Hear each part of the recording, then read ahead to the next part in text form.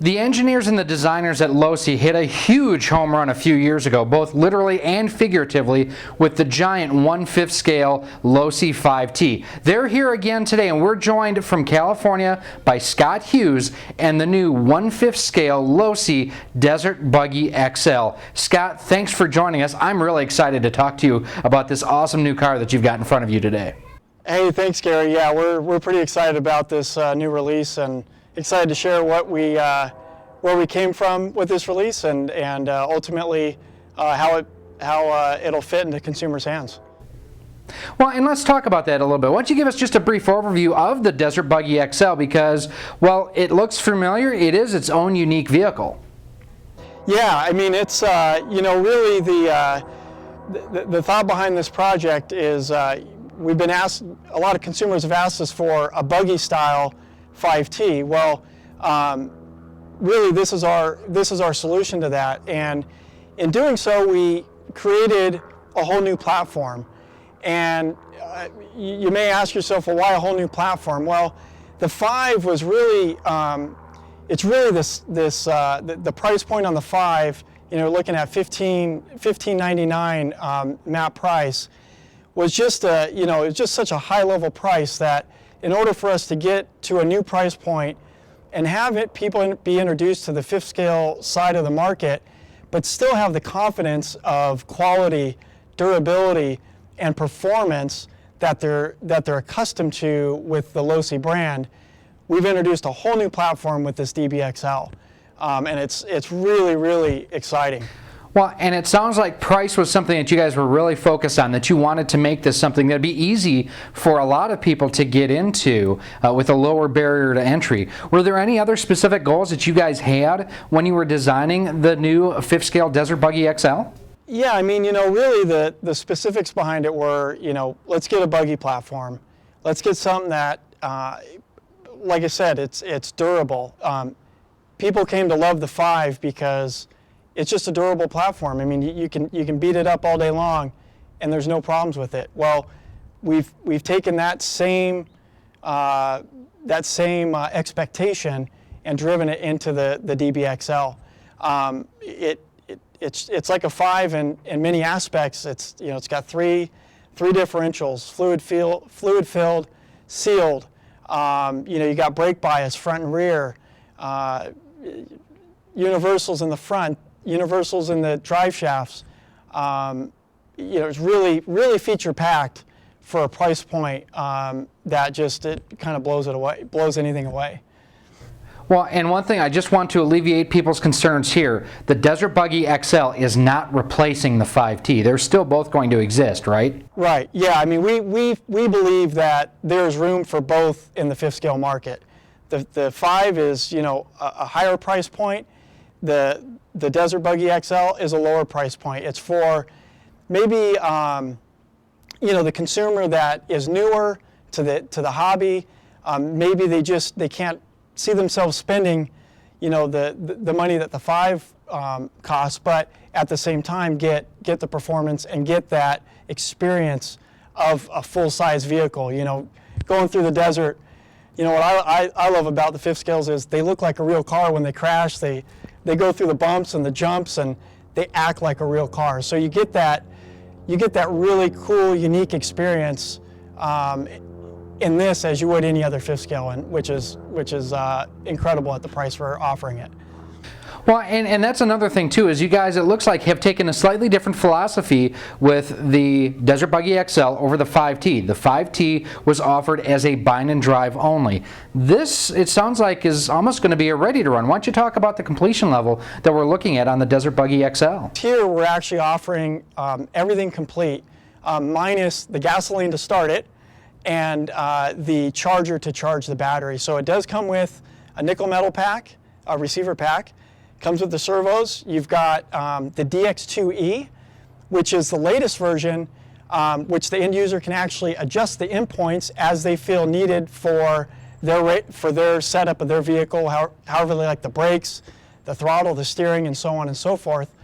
As well as we've got the new DSMR technology in the DX2E. So what that allowed us to do with the 5th scale is give us the range that we needed for a 5th scale size vehicle. So DSMR, the advantage there for those new consumers is we're getting a much better range than what we've previously had. So completion level, everything's built, oil in the shocks, basically comes with a bottle of oil for the engine, and really it's simply add gas, charge the battery with your charger, and you're ready to go.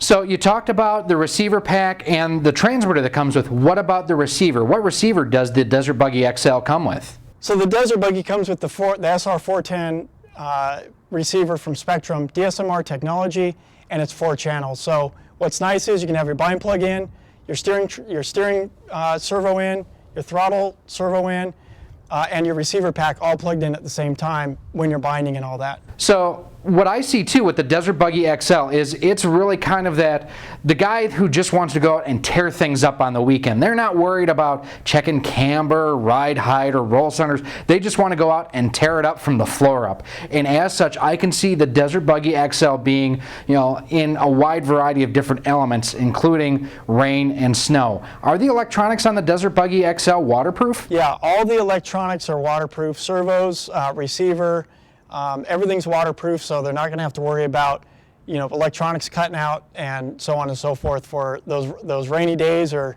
the occasional puddle.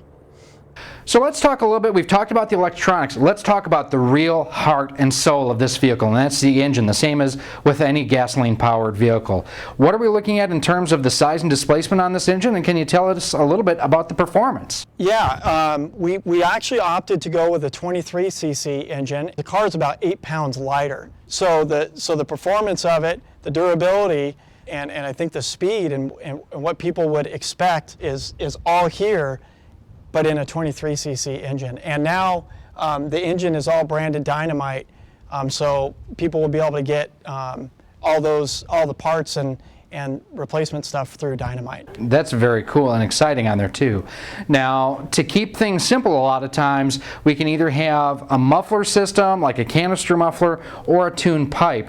Which does this engine come with? We actually opted with the standard can muffler that is used from the 5. So it's got the can muffler. What's nice about the can muffler too is it's quieter.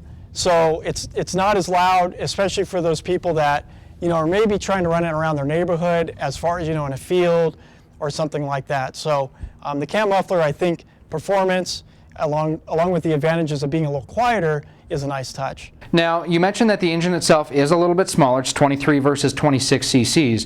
What are we talking about in regards to the size of the fuel tank itself, and what can someone expect as far as runtime on this car? You're looking at about 40 minutes. So the runtime isn't compromised. The fuel consumption of 23 is very close. They're very similar between the two. So the runtime, you're looking at about 45 minutes. Okay. Now, I remember back when the 5T came out, shortly thereafter, Gary Kais and I sat down and we did a series of videos to kind of help people walk through like initial setup and break-in and range check and things along those lines. Are those still good tips and tricks that someone can apply from the 5T to the Desert Buggy XL? Yeah, I mean, the basics of the engine as far as break-in are identical. The range tests, doing all those things to ensure that your vehicle's in still good working condition and doing the proper things out of the box. Really, everything still applies here on the Desert Buggy. Is there any kind of an extensive break-in process or anything like that on the engine, or is it pretty much fuel it and go? A lot of guys in the office, we fuel and go, but really, I think the appropriate steps are, it's kind of like your automobile, right? They say the first 500 to 1,000 miles, don't romp on it, keep it under a certain miles per hour, make sure the RPMs fluctuate a little bit to kind of seed everything, and that's what we're looking at here. You really want to really kind of slow down from just going full throttle out the gate. Kind of, get it in your front yard, out in the street, get it out in a dirt field, and just kind of go, half throttle, quarter throttle, half throttle, quarter throttle, and go through, a tank or two, and it'll be really, it'll be properly broke in, and just really extend the life of the motor and the performance of the motor as well. Along with the engine itself, another thing that makes this car go is just the drivetrain. We really haven't talked about it a whole lot. There are other fifth scale buggies out there, but a lot of those are two-wheel drive. This one's four-wheel drive. What are some of the benefits to going four-wheel drive over two-wheel drive? Yeah, four-wheel drive drivetrain. I mean, what's great about it, it's easier to drive. You get much better straight line performance, you get much better traction. Of course, cornering, instead of the rear end sliding out all the time and you're having to kind of control that slide and blip the throttle and this and that, you know, this is almost like turn and just punch it and it just goes.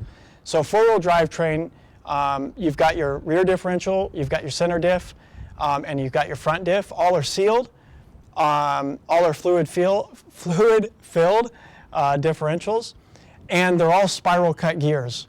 So you're getting the efficiency, the durability, and the kind of quietness that comes with the spiral cut design. Now, you mentioned earlier there are universal drive shafts used in the front, but the rear, it's almost like the option kit that's available now for the 8 3.0 for more rear traction. The rear comes with dog bones. Is there a specific reason why you guys went with dog bones in the back? Yeah, I mean, actually, it's pretty straightforward. The dog bones just is two reasons. One, it is a little cheaper, so it's more affordable for the consumer in the long run.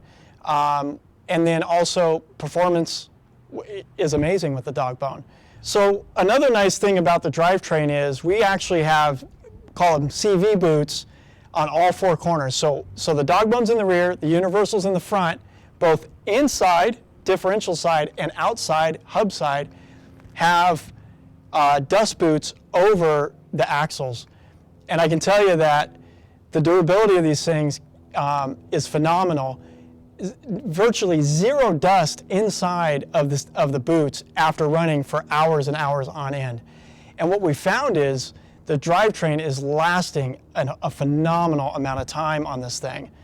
And I think it's a really unique feature for this segment. It's actually a very unique feature within the industry. It's around, but you seldom see it, and we have it on the DBXL. Well, and so let's talk too about another really important part of the chassis itself, and that's the suspension setup. What are we looking at in terms of the shock setup and suspension, and how adjustable is everything? Fully adjustable. We've got the oil filled. We've got they're threaded shock bodies, so your finite adjustments are possible. Coil over, of course, fully rebuildable. And also again, another nice feature is we've got shock boots on the shocks. So again, as we're seeing the advantages on the drivetrain, you also see the advantages of a dust boot on the shock. And so we're getting a lot less wear on the shock shafts, a lot less wear on the O-rings, and of course, just longevity and a longer time period before you have to rebuild the shocks. It sounds like you guys really kind of kept, you know, like I mentioned earlier, it's the customer who wants to just go out and just run. They don't want to have to screw around with a whole lot of things. They just want to enjoy their car or truck. And it sounds like you guys have really nailed it with the Desert Buggy XL here. Let me ask you this too. On the other fifth scale offering, the 5T, there are two different color options. Are we looking at multiple color options on the Desert Buggy XL? We've actually opted just to stick with the one color for now. You'll notice it's got a kind of a red accented trim scheme, and then the nice accents throughout the vehicle, the shocks, the wheel hexes, the bead locks, a couple aluminum parts on the inside. So we really tried to stick with the heritage of red. Well, and additional on that, will there be like clear bodies or optional bodies that someone could buy and mount up on this car? Yeah, for now we offer the clear body, and then we also have the pre-painted body as well. Now, you mentioned the bead locks on the wheels. Are these the same, wheel hex and everything as the 5T and other popular fifth scale vehicles out there, or is it unique to the Desert Buggy? Yeah, you can actually take a 5-wheel and a 5-tire and stick it right onto this buggy. So the wheels are interchangeable. A lot of times you see folks like this that are into vehicles like the Desert Buggy XL, they really love customizing it. I mean, if you've got carbon fiber and aluminum and those different types of option parts, they love that type of thing. Will that be coming for the Desert Buggy XL in the future? Yeah, we're working on a nice wide variety of option parts right now. Won't be available at time of release of the Buggy, but we do have, I forget how many, I don't know, 8 or 10 or so option parts on the way. Perhaps most importantly, talk to us about how does it drive? The DBXL drives, I mean, it drives phenomenal. And for me, like, well, I grew up in Glamis, and you didn't really see trucks roaming around Glamis. If you did, it was somebody's pickup truck just trying to get back and forth to somewhere with the big ice chest, and really out there it's buggies, right? There's just sand rails, there's buggies, and those things everywhere. And so that's what I appreciate about the DBXL. I love the realism of it. I love that me personally, I can relate to it from my younger years growing up out in Glamis. Now, come on, let's be honest. You and I, we really have never grown up. So you saying you've grown up in Glamis, I'm going to take a little bit of an issue with that. Any final tips? Well, yeah, I guess we're still playing with RC cars, right? Absolutely. Any final tips or tricks to be successful with the Desert Buggy XL? Because, I mean, I can see I'm excited to get this and go and, just like I said, tear it up. I'm sure the folks out there are excited too. Anything that they can do to be extra successful with it? For me, I like to maintain my vehicles, and I think sometimes without the maintenance or preventative maintenance, you end up, being frustrated with the vehicle because, it doesn't work right, or, especially engine and the air filter and stuff. And my suggestion is to have fun, you got to maintain your vehicle. And it's not every minute that you run it, but, in the manual, we have a very extensive guide of what to do for every amount of tanks that you run. And I think it's very useful. I think it just will help to create a better overall experience with your Desert Buggy XL. Very cool. Scott Hughes with Losi, I want to take a moment here and just thank you very much for spending some time with us here today and going over the Desert Buggy XL. Hey, thanks, Gary. Appreciate it. If you folks do have any comments or questions about anything that you've seen here today on the Desert Buggy XL from Losi or anything RC in general, please, as always, remember you can email us at editors@horizonrc.com. Thanks for watching. Thanks again to Scott, and we'll see you soon.